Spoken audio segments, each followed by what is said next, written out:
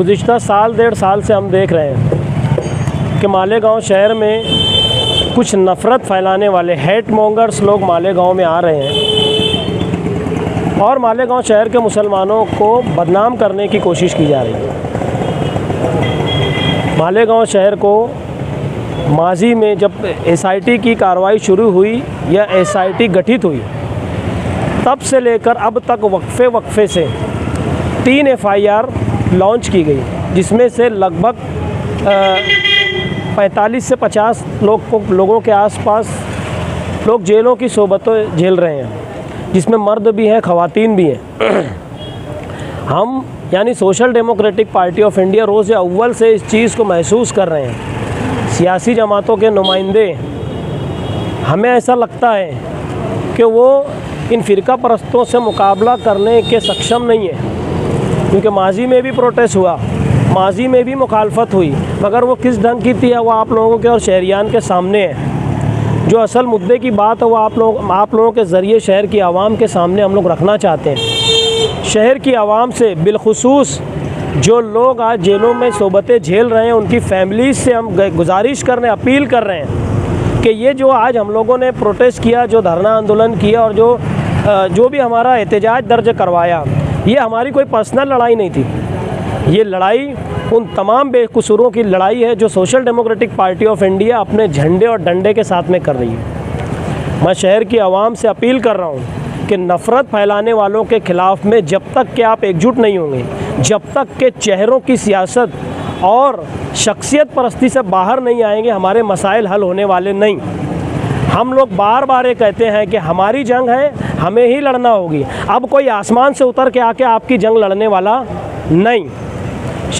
मैं एक बात और कहना चाहूँगा इसमें कि ये हेट मॉन्गर्स, नफ़रत फैलाने वाले लोग बम्बई और दीगर इलाकों से आकर मालेगांव शहर का अमन ख़राब करने की कोशिश करते हैं, मगर इनके ख़िलाफ़ में ठोस इक़दाम नहीं उठाया जाता, इसलिए इनकी हिम्मत और खुलती है और तरह तरह की बातें सामने आती है। मैं आपको मिसाल दूंगा कि अभी लास्ट हियरिंग में जो ये लास्ट एफआईआर जो हुई, इसके अंदर सरकारी वकील ने बहस करते हुए कहा कि मालेगांव के तार पहलगाम और कश्मीर से जुड़े हुए हैं। कितनी शर्म की बात है। हमारे यहाँ क्या कायदो सालार नहीं है, या नस्ल नौ नहीं है, या शेर चीते नहीं हैं? कब अपना जलवा दिखाएंगे ये?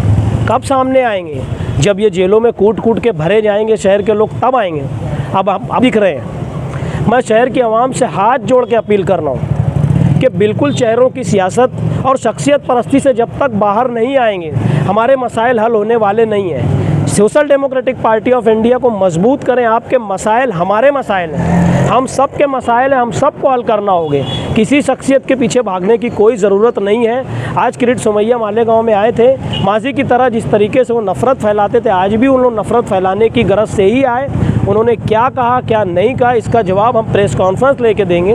मगर मैं आप लोगों के ज़रिए शहर की आवाम से अपील कर रहा हूँ, बिलखुसूस जो लोग जेलों की सोबतें झेल रहे हैं, उनकी फैमिली से, कि हमारे पास आइए, हम आपके साथ में खड़े हैं। देखिए इतना बड़ा शहर है, क्या शहर के तमाम दानिश्वरान सो रहे हैं? बिल्कुल नहीं। मैं शहर के तमाम दानिश्वरान से और सुलझे हुए अफराद से अपील कर रहा हूँ कि किरीट सोमैया जैसे और नफ़रत फैलाने वाले नीतीश राणे जैसे लोगों पर इज़्ज़त हतक का दावा होना चाहिए पूरे शहर से। जब होता यह है कि जब वो लोग यहाँ आकर ऑल फॉल बयान देकर जाते हैं, नेशनल मीडिया चलाती है इतने रोहिंग्या मिल गए, इतने बांग्लादेशी मिल गए, जबकि पुलिस की एफआईआर या पुलिस का से ये कहता है कि एक भी बांग्लादेशी, एक भी रोहिंग्या नहीं मिला। तो फिर ये कौन होते हैं अपनी खबरों में ये हेडिंग लगाने वाले कि मालेगांव शहर में रोहिंग्या मिले और बांग्लादेशी मिले? कौन इनका जवाब देगा? कौन इनसे निपटेगा? Social Democratic Party of India इनके एक एक सवालों का भरपूर तरीके से जवाब देने वाली। और आपके ज़रिए मैं पूरे शहर और पूरी रियासत की आवाम को और डिपार्टमेंट को बता देना चाहता हूँ कि किरीट सोमैया सिर्फ मालेगांव और बम्बई की हद तक नहीं। आपने देखा होगा बम्बई में परसों भी social Democratic Party of India ने इनका विरोध किया। पूरे महाराष्ट्र में जहाँ जहाँ जाकर ये धार्मिक भावनाओं के लोगों को आहत करेंगे और एकात्मता और अखंडता को ख़राब करने की कोशिश करेंगे, social Democratic Party of India पूरी रियासत में इनका विरोध करेगी। शिवसेना यूडीटी के सांसद मालेगांव शहर आए और उन्होंने किरीट सोमैया के बारे में भी बहुत सारी बातें की, उन्हें गटर और गंदगी जैसे देखिए, मैंने उनका बयान सुना और देखा भी। यकीनन वो जब आते हैं तो यहाँ गटर छाप की ही बात करते हैं या गटर जैसी ही लैंग्वेज का इस्तेमाल करते हैं, और इनके लिए तो ये अल्फाज छोटे हैं। आपने माजी में देखा होगा, एक अश्लील वीडियो इनका वायरल हुआ, कोई मराठी न्यूज़ चैनल को 72 घंटों के लिए सस्पेंड किया गया। अलीबाग के अंदर उन्हीं के रिश्तेदार ने आत्महत्या की। उनके रिश्तेदार के जिन्होंने आत्महत्या की थी, उनके साथी ने मंत्रालय के ऑफिस के बाहर किरीट सोमैया के नाम से तख्ती और बैनर लेकर एहतजाज किया। तो जो लोग भ्रष्टाचार के खिलाफ झूठी लड़ाई लड़ रहे हैं, उन्होंने अपने गिरेबान में झांक कर देख लेना। पहली बात तो यह है कि वो जब आते हैं जो बात करते हैं हमको तो समझ में ही नहीं आता। उनकी लैंग्वेज ही ऐसी है, मराठी भी बोलते हैं तो उसमें गुजराती का तड़का होता है। आप जैसे मीडिया के अफराद से हमको पूछना पड़ता है कि क्या बोला, उनकी मराठी भी हमारे ऊपर से चली जाती है। वो क्या बोलते हैं, उसको मुंह में से सुपारी निकाल के बोलना चाहिए, वो मुंह में से सुपारी निकाल के नहीं बोलते।